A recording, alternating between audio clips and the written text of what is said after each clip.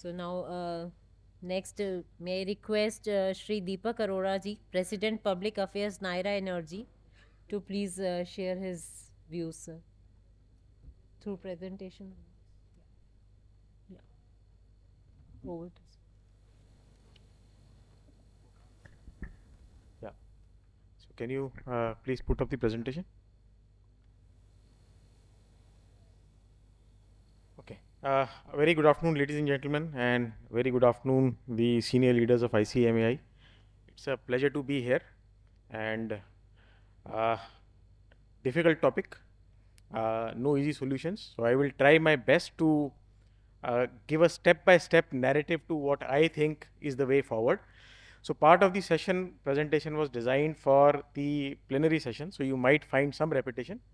But I will try to make it as less boring as possible, because I'm sure you have heard a lot of speakers since morning. So I will try to make it as less boring as possible. So briefly about myself and my company, I work for Nayara Energy. We are essentially a traditional oil and gas company into oil refining and retailing. That's what we do for a living. And we are the easiest beating boys when it comes to ESG. So again, one needs to understand and think in perspective what we talk. But before I begin, let me just ask a question. So everybody is aware about fuel, petrol, diesel, because we put it in our car, motorbikes and everything. So when crude comes into a refinery, can anybody guess the percentage of what goes waste? Anybody? Should be zero. How much is it now? Any guesses? Okay. Sorry? Less than half a percent. You are right. So everything of it is used, because technological advances, if you look at the last 100 years, are so well when it comes to the bad boys of the sector are so well that there are hardly anything. Okay. But anyhow, that is not the purpose for which I am here. Uh, but okay, yeah. So there is a little bit of a lag in the changing of the slides. Yeah, yeah. Oh, good. So this is broadly the structure. Looks very long. I will try to skip some slides where people have already spoken, but I will try to give a perspective on how everyone understands ESG. Uh, Look at some basic questions of ESG: for whom, what is the scope of ESG, separating into E, S, and G. I will spend the least amount of time on these three slides, because I do believe that a lot of speakers since morning would have spoken on these three slides. I will speak about practically where do we really stand. I will try to answer the question, how serious is ESG business? And you are free to ask me as many questions as you want to. What has been the impact so far? Uh, what is the approach that I believe leads to performance when it comes to specifically ESG? How do we really fine tune the approach? Little bit about oil and gas sector, and what is the government doing? And then I finally leave uh, some points to think. Uh, yeah, yeah. Oh, wow. So this is what is ESG. And I will speak about this in the next slide. Why do I believe that it is the case of story of the five blind men? Everybody knows about ESG. Everybody is gaga about ESG. Everybody is ambitious about ESG. Everybody wants to change the world. But everybody understands only very little. What is written in the academic world and what is practically feasible are two different things altogether. And I will not go into absolute detail, but little bit.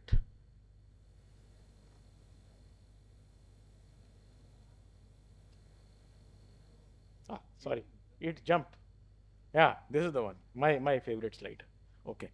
So ESG, it's a cluttered slide, but basically what I'm trying to say is few things. One, ESG does not have the same meaning what we have in India and what is true for the United States. I belong to a generation where we have grown up uh, folding polythenes, poly bags, and putting it under the bed. So that concept of single-use plastic as it existed in the rest of the world did not exist in India. We are first taught how to waste, and then we are taught how to conserve. So sorry, but that's the generation we belong to. Yeah, I think the battery is little weak on this. Yeah. Similarly, yeah. Okay. Working? Okay. Thank you very much. Easy go. Similarly, if I look at the developed countries, developing countries, completely different concept of food waste. Americans are the largest food wasters of in the world, and they are the ones who preach us the most on food waste. Similar things are also true for water, energy consumption, energy intensity, 4 times, 5 times of what India is using. But yes, we are a developing country, so we are morally obliged to listen to some of the gyan that we continue to get from the Western world. But having said that, when it looks at a consumer, then from a consumer's perspective, what is important for us, as the previous speaker said, spoke about our own responsibility, responsible consumption. Am I in a very basic manner looking at not wasting any food? I am just taking an illustration. I can go into several details for the next few hours, but that's not important. I think it is more important to understand the conceptual of where it lies and what is the chain of ESG. Similarly, when you look at companies per se, or then services, services have a completely different paradigm of ESG. People talk of responsible tourism, ecotourism. That's a different paradigm when you compare it to a manufacturing establishment. Yes, when it comes to fundamentals of, let's say, water conservation, the mechanism and the means might be different, but the outcome that is desirable is absolutely the same. Similarly, when it comes to product, I will go into some details of what do I really mean over here. Safe products, usable products, more efficient products. So that's the span. So the reason why you have now 5-star rating air conditioners, you have inverter based air conditioners, is a drive that is going in that direction. And where did that demand come from? That demand did not entirely come from the government, or that push did not entirely come from the government. We also realized that consumers were not willing to pay the high electricity cost. So as a consequence, did the companies have a choice? You had no choice but to find solutions where you would continue to sell. So there is a balancing pressure which comes from us as a consumer. There is a balancing pressure which comes from the governments. There is a balancing pressure which comes from the ecosystem. Uh, Product manufacturing, services. The reason I have used the word future, growth, profits, financial sustainability, I will one by one going into the details of whatever I'm talking over here. More important, what is on the right corner? In all these elements, there are some inherent and some latent conflicts which are there. These could be conflicts of perception. These could be conflicts of expectations, whether they are reality, conflicts of feasibility, and also conflicts of speed. That's a very interesting point which I will make over here and end over here. There are expectations that you will be able to achieve net zero by 2070. Now, my question to all those people who have announced 2070, 2035, 2050, is there a mechanical back and backward calculation to how you would achieve that? You will be surprised. Not too many countries in the world have that. So it's an ambitious statement that has been made, but the back end calculations are not there. Again, I will skip these slides because they have already been spoken, but a broader 5 elements that I think that are important for us to just reflect upon before I proceed further. We are talking of carbon reduction, different elements of carbon reduction. We are talking of water scarcity, dimensions of water scarcity, again the problem and the solution. Waste and pollution reduction, again the problem and the solution. Biodiversity, again the problem and the solution. Sustainable livelihood, supply chain, again the problem and the solution.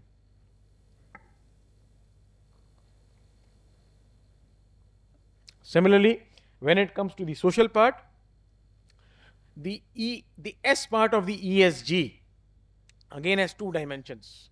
There is an inward dimension and there is an outward dimension. The inward dimension is what you see in terms of workforce, diversity, inclusion, equality, equity. This is different from equality. Human capital development. The external element is your community, part of the product responsibility, and also a part of the human rights. So these are external facing elements of the S part of it.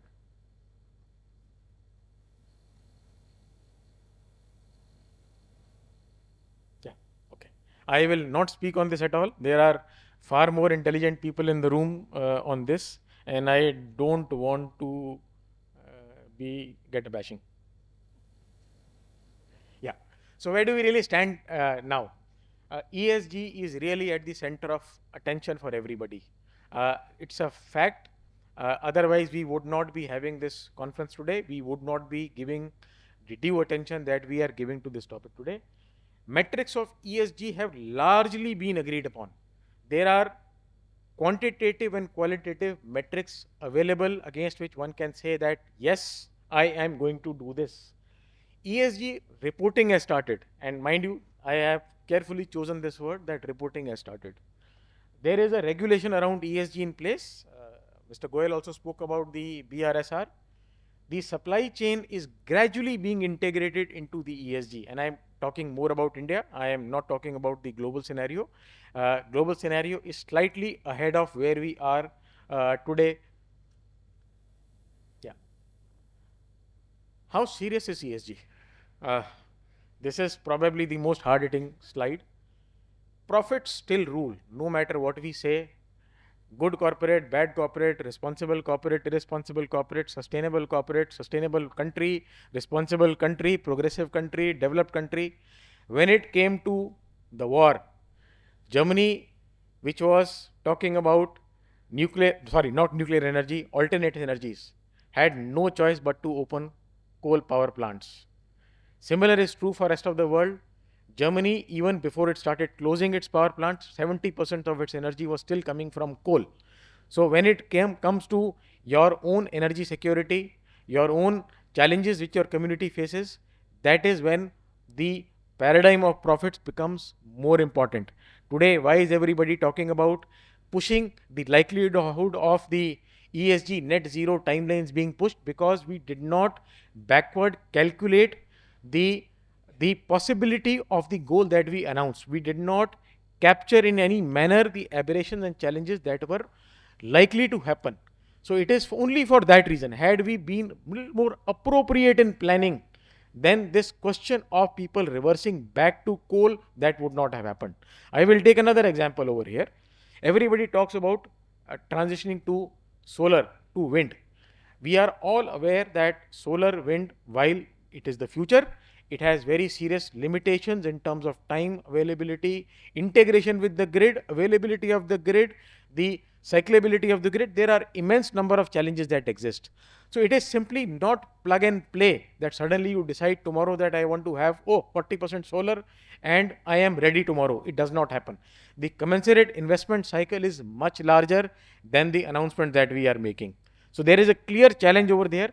Yes, we are moving in the right direction. We have moved in a big way. We have really grown by leaps and bounds. And I will again take one example over here. So how many of you, okay, all of us possibly by now, the lights used in this room are all LEDs, right? Two things I will tell you about LEDs today. 2014, how many of you remember using LEDs? We were still using incandescent bulbs. We were still using tube lights, the regular tube lights, not the LED tube lights. The government of India decided, okay, we will not only create a supply, but we will also create a demand. And suddenly you had all the electricity boards talking about giving your LED bulbs at a reduced cost. The cost of an LED CFL was 350 rupees, but you were getting it from the electricity distribution company at 20 rupees. The market price today is 40 rupees, 60 rupees, 80 rupees. That is what you do when you want to really bring about a change. You trigger the supply, you trigger the demand, you create an ecosystem which supports. Today, the household electricity consumption compared to the previous ones when we were using tube lights and incandescent bulbs is less than 50%. That's an achievement in ESG. That's the path that India is taking now. And I will come to several examples of that. How are we really doing it as a nation? And in a sense, we are today far ahead in the thinking process when it comes to even the Western world. And I say that with a lot of confidence. I will also be giving you examples of that. Again, I will only in one line. Okay, I missed a few things. Business strategy really changes when challenged with odd situations. Whether it is technology, it is recession, we have to adapt. Ambition versus reality, sudden changes in raw material cost, lithium prices up. Is EV going to be again the anchor of whatever we are speaking? I don't know.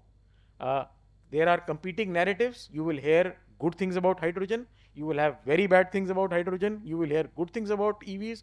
You will hear bad things about EVs. So there are competing narratives.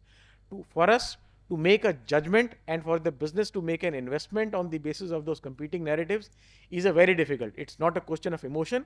It's a question of investment and return and value for the shareholders, which again, all of you understand more than what I do. In one line, I will summarize. CSR is external. ESG is internal. It is a part of the business process of the company. So is also true for sustainability. These are all inward looking tools, inward looking concepts which we have to work on quite aggressively and progressively. Okay, so impact so far, issues like labor issues and supply chain have received enough attention, very widely integrated, and I'm talking about India. Diversity issues are at the top of the mind. You will find a lot of companies are focusing on diversity hiring consciously, and that's a trend which is going to be there. Uh, Work-life balance is being discussed very actively. We had at one point in time 6 days, now we have 5 days. Netherlands is talking about 4.5 days, 4 days. So work-life balance, us being as humans and the humaneness of being a human is something which is being very actively being discussed now. Inclusion of the marginalized, yes, very actively on the table. Governance issues, again, have received immense attention. Work ethics, agenda is now overtly stated, emphasis on documentation. Yeah. How much time do I have? Okay. So, how do we really move from discourse to performance? Again, my thoughts. Again, these are all topics which can merit at least 15 minutes conversation on each of the bullet points. But at company level, there have to be very clearly stated targets. And as I was saying earlier, there are well-defined metrics that are already available. So one has to pick up the relevant metrics for that company, your respective company, and then decide your goal.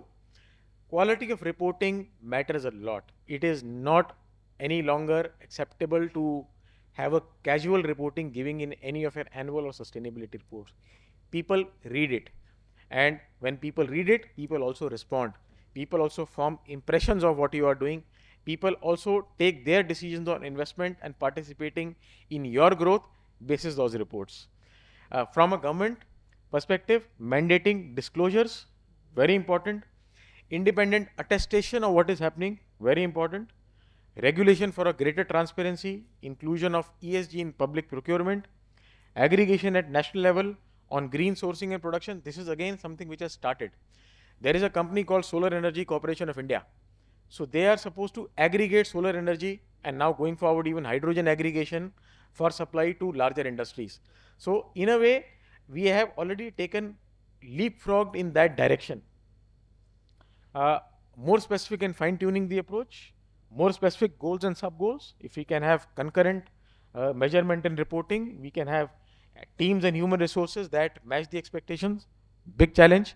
ESG, understanding resources with understanding of business as well are not available. Integrate ESG into the decision making of from reporting. So we are at the moment, as I said, talking more about reporting. We are yet one step or maybe a couple of steps away from integrating ESG into our decision making process. When I say decision making, it is decision making of investment, decision making of hiring, decision making of any other thing that is relevant and core to the business. We are gradually, bit by bit, moving in that direction. Yeah.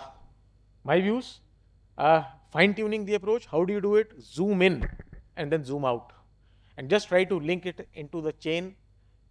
Give it a financial attribution just as we do in a statistical analysis, and the solution is in front of you.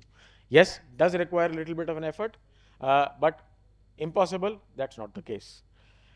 Sometimes we tend to get misled by reading only measuring the signals. If the disclosure is that I am doing something on water conservation, now that water conservation indicator might be very minuscule from the kind of impact or kind of magnitude of work that is required to be done. So signals and outcomes are two different things. These should not be mixed if we really want to continue to retain our focus on ESG. Coming to the sector where I belong to, from a midstream, which is refinery and production, greenhouse emission controls now for the last several years, almost a decade, every bit of your emission is monitored online. And that's true for many industries, not just the refining industry. So you have to have methods where the greenhouse emissions are the least possible. And today when I said it is less than 0.5% of your crude intake, technology has evolved to that stage where yes, you are able to say that yes, I don't lose anything, because crude, every drop is money. And every drop that you waste is also the money lost. Use of biotechnology in oil and gas. We are all talking about bioethanols, methanol, biodiesel. Those are all concepts that are being spoken about now and also being actively done. How many of you are aware that we are no longer consuming 100% petrol in our cars? Only one, two, okay, there are a few. So at the moment, all the fuel that you get at any of the fuel stations when it comes to petrol is E12. It has 12% ethanol blending. By 2025, you will have 20% ethanol blending. There are also trials that have started on blending of methanol. There are also trials which have started on blending ethanol in diesel. So those have also started. So mandates will come along with EVs. The future will be just as in Brazil. You might have flex vehicles where you can use ethanol, you can use petrol, you can use anything. Not diesel and petrol. These are two different technologies altogether. But you might have, the future is flex fuels. So for those of you who want to buy a new car, wait for a couple of years. You will see drastic changes in technology. Solar energy production for captive use, everybody is doing it. Something that started as renewable power obligation as a mandate is now becoming an important investment decision for most of the companies. Compressed biogas, the state of Uttar Pradesh has come up with a policy where they want to set up a compressed biogas plant in every block. Now, what is biogas? The leaves that you see lying on the roadside, if we are really to go in that direction, probably every leaf that you find on the road will be used and it will have a value.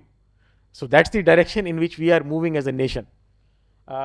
Use of treated seawater, because seawater can be used for industrial purpose, freshwater also can be, but then there are choices to be made over there. Gasification of coal, both for production of hydrogen as well as for your own consumption in the as a fuel. Syngas conversion for bioethanol, which is okay. This is the 0.5% somebody had spoken about the waste. So syngas is that 0.5% which you lose today. That also can be converted into fuel. And already the first pilot has been done by Indian Oil in Panipat. So very soon, all refineries across India will have, as you said, sir, zero discharge. Retail network. Okay, so again, a small technology piece over here. So tankers, if you've seen, the fuel tankers at one point in time were, when you load them from the refinery, were loaded from the top. And when you load from the top, because you have to open a lid. So when you open a lid, there will be some fugitive flames. It could be 0.1%. Today, every oil company even doesn't waste that. You do a bottom loading into the truck where there is absolutely zero waste. Even at your fuel station, the way your pumps are designed, they are designed for absolute zero fugitive emission. Unless your petrol pump wala decides to do some chori, that I will leave it apart. But other than that, by basic design, everything has already been controlled. So that's the direction in which we are moving as a nation. And a lot of it was voluntary. That is the more important part to know. Regulation came in much later, but use of these technology came in much before regulation was announced.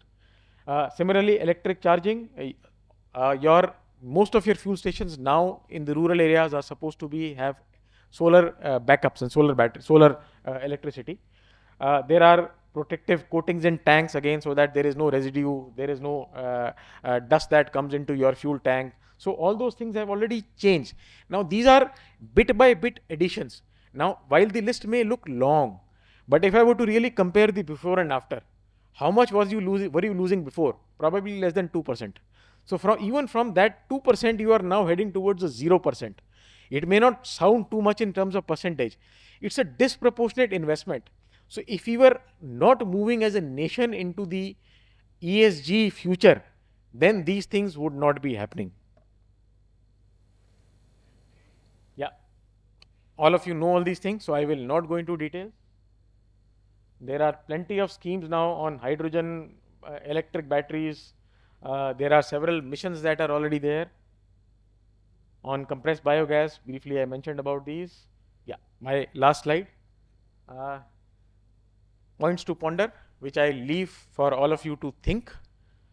Despite commonalities and common overarching objectives that we are trying to achieve, is the ESG same for small and large enterprises? I leave that for you to think. Is ESG same for a small supply chain partner versus a producer? Is ESG same for a services, say tourism / financial services or manufacturing? My last question, again for all of you to think. I am not looking for answers because I myself don't have an answer to this. Can we make this common denominator into a common goal? And I leave all of you with that thought. Thank you very much. Thank you, Arora ji. It is a pleasant and very purposeful, meaningful session by both the speakers, Goyal ji and Arora ji. With the permission of organizers, I will have only 2 questions from youngsters about the subject. Only 2 questions from the black-haired youngsters. 2 questions. Ready? Anybody? No? Either you have understood or have not understood the subject. Okay. Now, one more chance. Yeah, please, Bajaj sir. Yes, sir.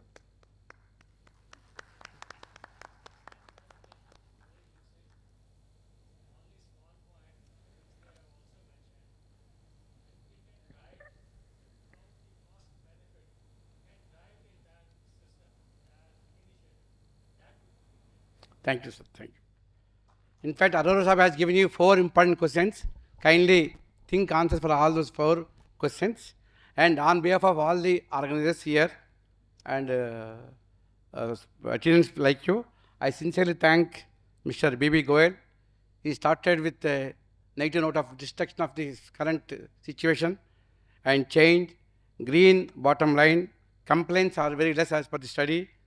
The essence is if you do not go for disclosure, you have to go for the closure of the business or closure for the future rather. That will essence. Here also talk about ill effects of all the artificial intelligence, ESG. Situation is very, very grave.